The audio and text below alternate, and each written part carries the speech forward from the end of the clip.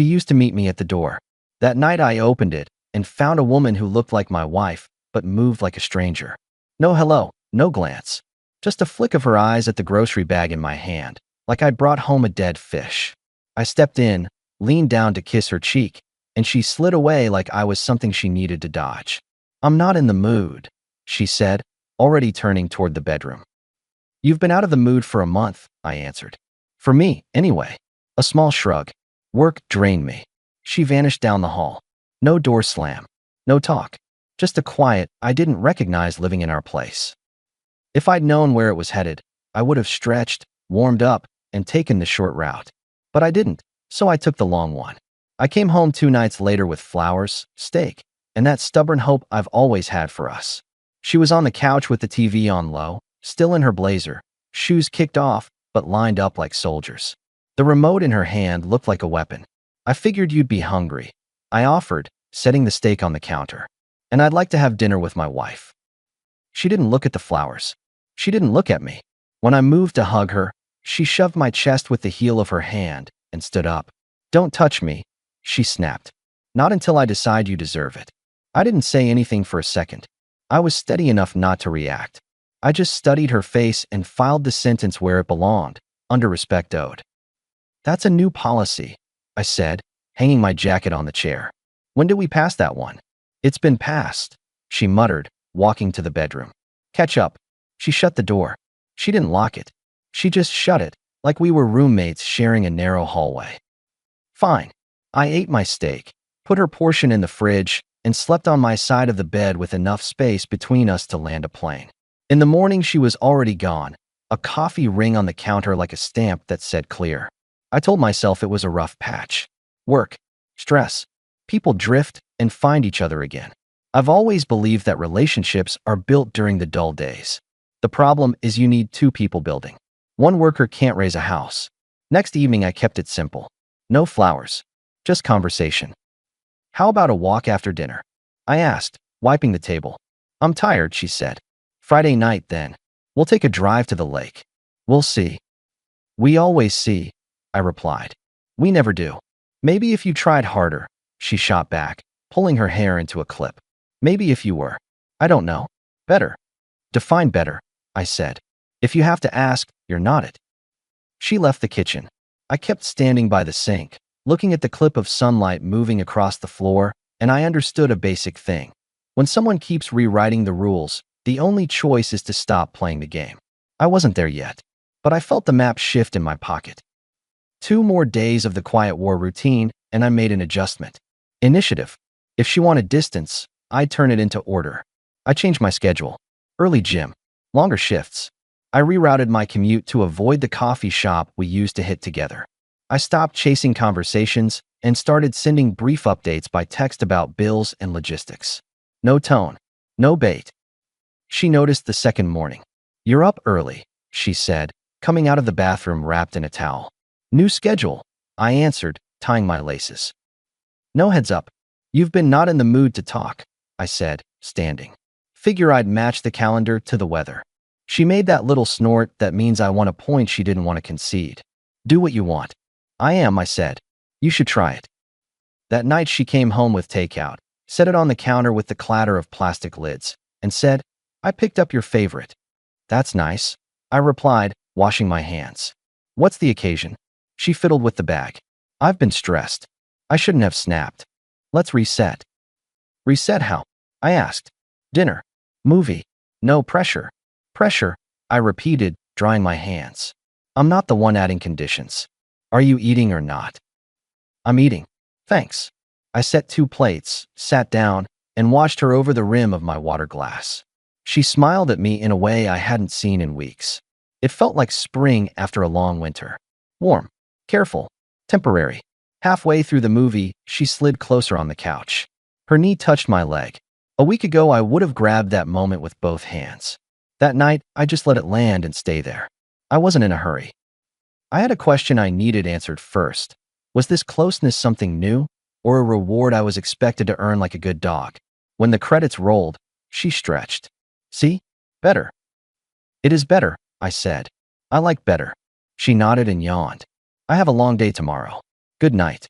She disappeared. The couch still held her shape. I sat there and realized I hadn't moved closer on purpose. It wasn't punishment. It was a boundary. I wanted my wife, not a gatekeeper with a stamp book. The next week, she tilted back to cold. Fast. I tried simple things. Coffee on her side of the bed, a warm hand on her shoulder, a short note on her steering wheel that just said still us. She either ignored them or mocked them. Cute, she said one morning, lifting the note with 2 fingers.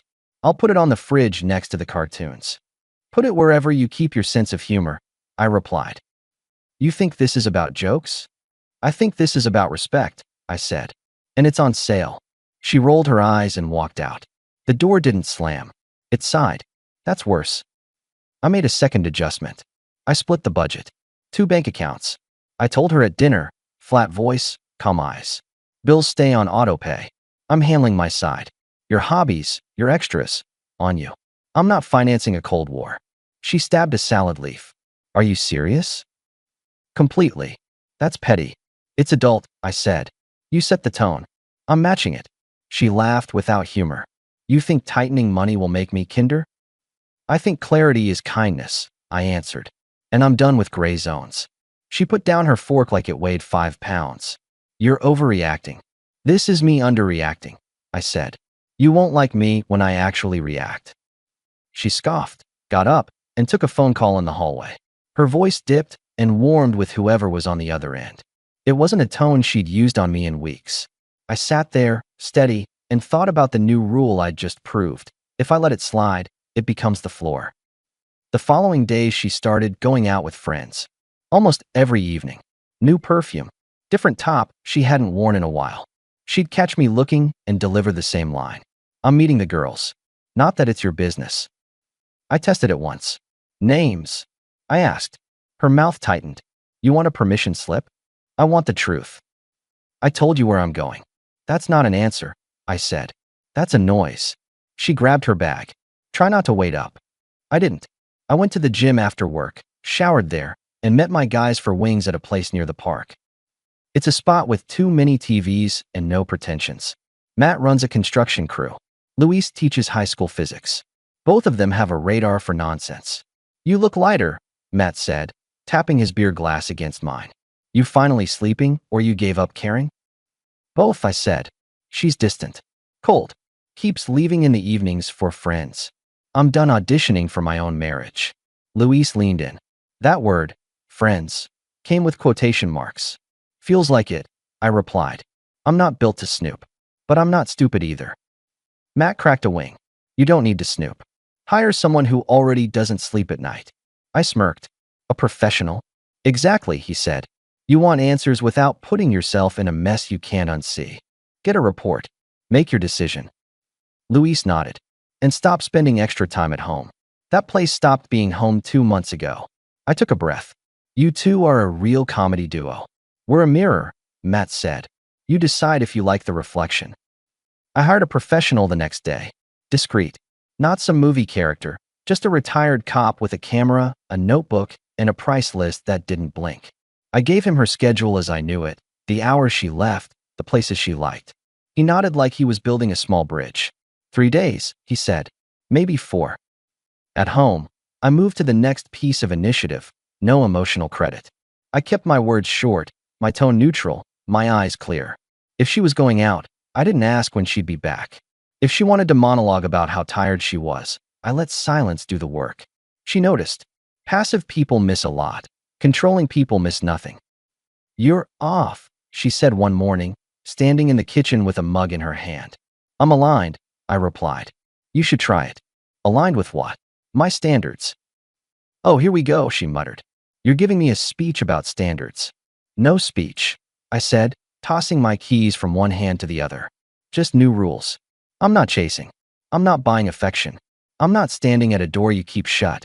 You're making this worse, she said. When I'm ready, I'll come around. You're not helping your case. My case. I smiled without warmth. There is no court here. She stared like she couldn't tell if I was serious. Then she shifted. Look, she said softer. I'm sorry about the other night. I was harsh. You didn't deserve that. Let's get dinner Friday. My treat. That was illusion number 1. It tasted like sugar you forget is artificial. Friday, I said. Sure. Friday came. She dressed careful and light, the way she does when she wants a room to pay attention. At the restaurant, she chatted about random things. Her coworker's new project, a funny email, the neighbor's dog who kept escaping. She reached across the table and touched my wrist. See, she said. We're fine. Are we? I asked, meeting her eyes. She didn't flinch.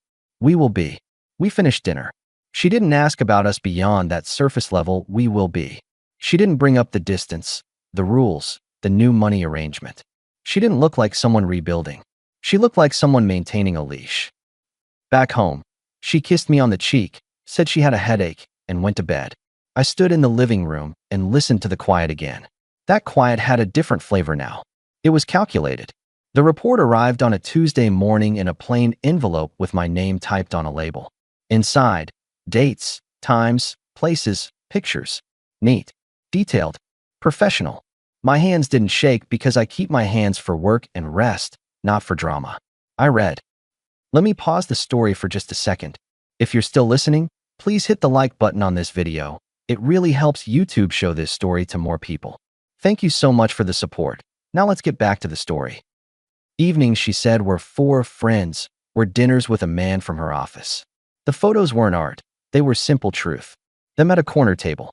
Them walking to a silver sedan. Them entering an apartment building 2 blocks from her office and staying until dawn. Same address each time. His name was in the report. I'd heard it once when she complained about a meeting that ran long.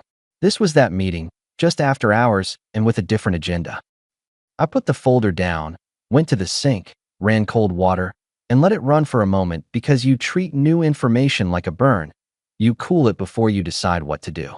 Then I made a decision and followed it all the way through. No spectacle, no shouting, no asking her to pick me. I'm a grown man with a life, not a contestant. I called an attorney and filed the paperwork. Straightforward, no ceremony. Then I called a moving company and arranged the truck for Saturday. I already had an address because I already had a plan. A small house I'd quietly leased 2 days earlier when the pattern finally clicked. 10 minutes from my job, 25 from our rental. Sunlight in the morning, quiet neighbors, a garage I could turn into a workspace. I didn't need more. For 3 days I behaved normally. Or rather, I behaved like someone who doesn't owe a performance. When she left in the evenings, I went to the new place with a box or 2 in my trunk. Tools first, paperwork next, then clothes. She didn't notice because people who keep secrets assume everyone else is too busy to spot them. On Saturday, I waited for her to leave with her overnight bag. 10 minutes later, the movers arrived. 2 hours after that, the place looked like we'd been robbed by a polite thief who left all the furniture that wasn't mine. The paperwork from the attorney sat on the kitchen table with a pen and a yellow sticky note on top. My note was simple. This is what you earned. I put both sets of keys under it, took one last look at the hallway where our frames used to hang, and locked the door behind me. Then I blocked her number, not with anger, just with closure. Some doors you close because they're broken, others because they lead to rooms you're done entering. By Monday morning, the story had sprinted ahead of me. Friends texted. Matt called. She's asking around, he said, looking for your address. Let her look, I replied. She's telling people she left you because you were lazy, he added, picking his words. That you didn't invest in the marriage. Of course she is, I said. The best defense is a story. What's your move? Clarity, I said. Public clarity. I posted a short message on my page that afternoon. No adjectives, no insults, no labels. Just facts and dates. My marriage ended. Paperwork filed Saturday. I wish her well. For those hearing alternate versions, I've attached the truth. I attached the report, redacted faces of passers-by, addresses visible, timestamps clear. No commentary. People can do the math when they're handed numbers. Messages poured in.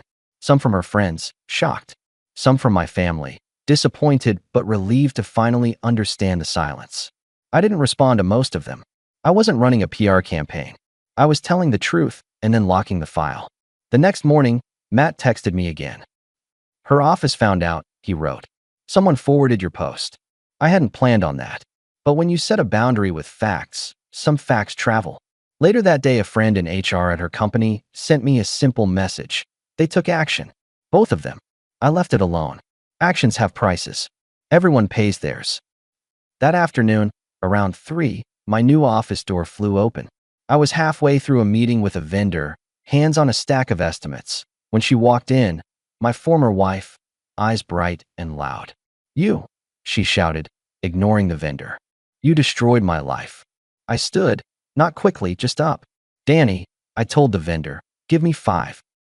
He glanced at her, at me, gathered his papers. "I'll be in the hall." She pointed at me like she could move me with her finger. "You posted that garbage, and now I'm out of a job." "He is, too. You're a monster." I leaned back against the desk and crossed my arms, not as a pose, just to have somewhere to put them. "I posted the truth," I said. "No adjectives. No names you didn't create. Your choices had consequences. Mine, too. We're living in them." "You set me up," she barked. "You wanted this. You wanted to punish me." "I wanted respect," I answered. "I gave you a month of chances to act like a partner. You used that time to practice speeches and dress rehearsals. I didn't punish you. I just stopped covering for you." "Take it down." "No. You owe me." "I owe you nothing." I cut in, gentle but firm. "You broke the deal. That deal bought you privacy. Once you cashed it out, the privacy went with it. You don't get to decide." "I do," I said. "This is my life. This is my name. You don't own either." She took a step closer. "You think you're noble? You're small." I let it pass. "You're trespassing at my job," I told her. "Leave now. If you don't, the next people you see will be wearing uniforms." Her jaw went tight. She looked at the vendor through the glass panel in the door, at the receptionist watching with that wide-eyed blend of curiosity and discomfort, and she calculated the cost. Then she did what people do when the bill lands. They pretend they meant to pay all along. "This isn't over," she said. "It is for me," I replied. "There's the door." She left. The room shrank back to normal size. I opened the door, waved the vendor in, and finished the meeting. That's what steady men do. They handle the next thing without turning the last thing into a campfire. By evening, the circle finished closing. A friend of hers, someone who had defended her loudly online, wrote to apologize. "I didn't know," she said. "I shouldn't have assumed." I told her she didn't owe me anything, and she didn't. People believe the story that hurts them least. It's human. Eventually, they meet the facts and adjust. I spent my first full night at the new place in real silence, not the staged kind. No clock tick I didn't choose. No shifting in the hallway. I grilled a cheap piece of salmon on the small back patio, called my brother, sent Matt and Louise a thanks for pushing me toward a decision, and slept like work was done. Not happy, just done. A week later, after I'd settled into the new routine, she tried the second form of change. It always comes this way. After the storm, a sunny day arrives like an apology. She waited by my truck in the parking lot at the grocery store. No makeup, hair pulled back, eyes making themselves soft. That used to work on me. I can appreciate good acting without buying a ticket. "Can we talk?" she asked. I pressed the remote and the truck chirped. "You found me." "I've been calling," she said. "I blocked your number." "I know," she murmured. "I deserve that." "What do you want?" "I want to apologize," she said. "For everything. I've been a lost. I handled things badly. You didn't deserve the cold shoulder. You didn't deserve the way I spoke to you. I was testing you and resenting you at the same time. It was wrong." There it was, the big warm blanket. Focused, detailed, different from the first light apology. This one had the shape of accountability. "I appreciate the words," I answered. "We could try again," she said quickly. "No games. Real counseling. I'll quit my job. I'll move if you want, "No," I said. Her mouth opened, then closed. Just no. Just no," I repeated. "Why?" she asked, voice rising. "If you loved me." "I did," I said. "I loved you with a steady, boring kind of love that keeps marriages alive. You wanted fireworks. You turned the lights off when there weren't any. Then you started seeing someone behind the curtain and telling me I had to earn what used to be ours by default. You didn't protect us. Now there's no us to protect." She looked at the asphalt like it had an answer. "People make mistakes." "They do," I agreed. "And they live with them. You're cruel." "I'm clear," I corrected. She swallowed. "If you'd just given me more time." "You had time," I said. "You spent it." "Can we at least talk in private?" she asked, glancing around. "This is private," I said. "We're two adults in a grocery store lot." I'm not dragging this into some corner where you can try to negotiate your way back into comfort. So that's it, she said. That's it. She stepped back, a tiny move that said everything. You'll regret this. I regret waiting as long as I did, I answered. She left, faster than she'd arrived. I bought coffee and a bag of oranges and drove home feeling like a room had finally been aired out after months of stale air. The days after that were ordinary, my favorite kind. Work, calls, a Saturday morning basketball game at the park with Matt and 2 guys from his crew. A simple date with a woman named Erin who worked as a nurse and asked direct questions and didn't flinch when I answered them. No rush, no declarations, just breathing the regular air of 2 people sharing a table. Word trickled back through mutuals that my ex was living with a friend on the far side of town and looking for a new position. The man from her office had gone quiet. People will pretend to be brave until the cost gets tallied. 2 weeks after my move, the paperwork I'd filed was already halfway processed. I kept my head down and my hands busy. I didn't speak her name unless someone asked a direct question. If they did, I gave direct answers. The last ripple came on a Tuesday. My receptionist buzzed me. "There's someone here to see you," she said, nervous. "He says he's her former manager." "Send him in," I said. A guy in his 50s stepped into my office. Polished shoes, tired eyes. "I'm here off the clock," he explained. "I heard she caused a scene. That's not why I'm here." "What can I do for you?" I asked. He shifted his weight, respectful. I wanted to say, "I'm sorry for how it bled into your world." She told us a story. People believed it until they couldn't. It's ugly when professional lines get crossed. "Agreed," I said. "You handled it clean," he added. "I don't know you, but that much is obvious." "Thanks," I replied. "We're finished. That's the important part." He nodded once and left. That was the last time anyone from her orbit walked into mine. There's not much else to say after that. I didn't glow up or reinvent myself or find religion. I did something more boring and harder. I built a routine that kept me honest. Early gym, long showers, a garage with a workbench where I tuned up a used motorcycle I bought from a guy who was moving to another state. Weekend hikes with Matt and Luis when they could break free. Dinners with Erin twice a week, slow and steady, with conversations that didn't feel like a test. She asked once what happened with my marriage. I gave her one sentence and a look that told the rest. She nodded. We moved on. I kept the house spare.